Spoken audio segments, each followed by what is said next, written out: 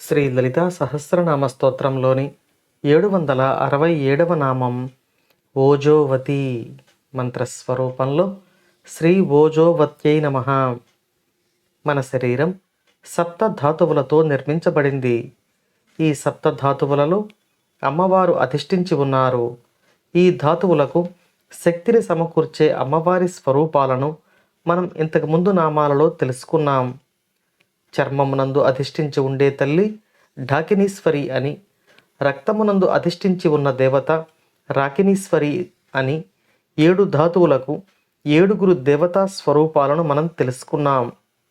ఈ 7 ధాతువులు వేటికి అవే పనిచేస్తూ ఉంటే మనకు సంపూర్ణమైన శక్తి సమకూరదు.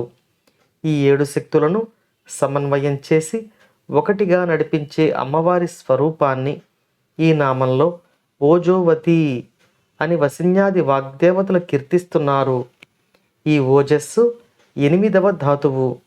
మన శరీరం ఈ విధంగా 8 ధాతువులతో నడపబడుతూ ఉంది. ఈ 8 ధాతువులను నియంత్రించే శక్తి శ్రీ లలితా పరమేశ్వరి అని ఈ నామం మనకు తెలియచేస్తుంది. ఇంకొక అర్థంలో ఈ నామాన్ని గురించి తెలుసుకుంటే, ఓజస్సు అంటే తేజస్సు, కాంతి మరియు బలము అనే అర్థాలు ఉన్నాయి. ఈ మూడింటిని అమ్మవారు సహజ శక్తులుగా కలిగి ఉండి ఈ విశ్వాన్ని నడిపిస్తూ ఉన్నారు.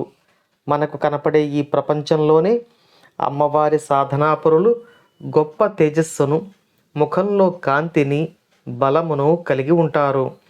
వీరికి కలిగి ఉన్న ఈ విశేషణాలు అన్నీ అమ్మవారు ప్రసాదించినవే. అమ్మవారు ఈ శక్తులకు మూలమైన శక్తిగా, ఈ శక్తులను అమ్మవారే కలిగి ఉన్నారు అని ఈ నామం మనకు తెలియచేస్తుంది. ఇటువంటి దివ్య శక్తులు కలిగిన అమ్మవారికి నమస్కరించుకుంటూ అమ్మవారి అనుగ్రహం మనపై ఎల్లవేళలా ఉండాలని కోరుకుంటూ ఓం శ్రీమాత్రే నమః.